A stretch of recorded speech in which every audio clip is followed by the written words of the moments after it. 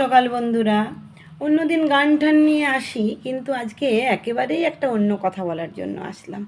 যে কথাটা আগেও আমি দেখেছি যে আমার বাগানে আমি অনেক রকম চাষাবাদ করি, তো অল্প জায়গার মধ্যেই করেছি। দেখুন বন্ধুরা, কি সুন্দর হয়েছে না কলমি শাকগুলো।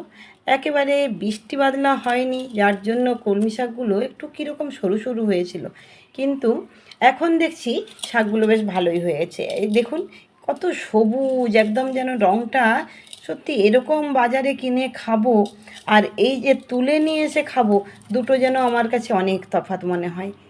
এই যে নিজে হাতে করে তুললাম, আর এখানে দেখুন, এই দেখুন, এই যে বেগুন, তিনখানা বেগুন তুলেছি, বেশি একটা লাগবে না সেই জন্যই তিনটেই তুলেছি।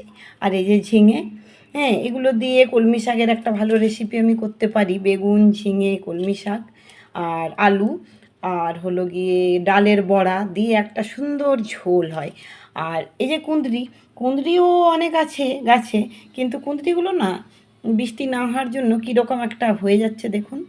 এই দেখুন, যতই জল দিচ্ছি গাছের নিচে, জল কিন্তু অনেক দিই, কিন্তু তাও কুঁদরিগুলোর অবস্থা দেখুন কীরকম। যাকগে, আজ এইটুকুই। গাছের যেটুকুই সবজি আমি তুলতে পারি, আমার মনে হয় 1000 টাকা দামের থেকেও অনেক বেশি কিছু লাগে আমার কাছে। রাধে রাধে বন্ধুরা, ভালো থাকুন। যদি পারেন অল্প আধটু, একটু আধটু গাছ লাগাবেন, দেখবেন নিজেকে একেবারে অন্যরকম মনে হয়। রাধে রাধে।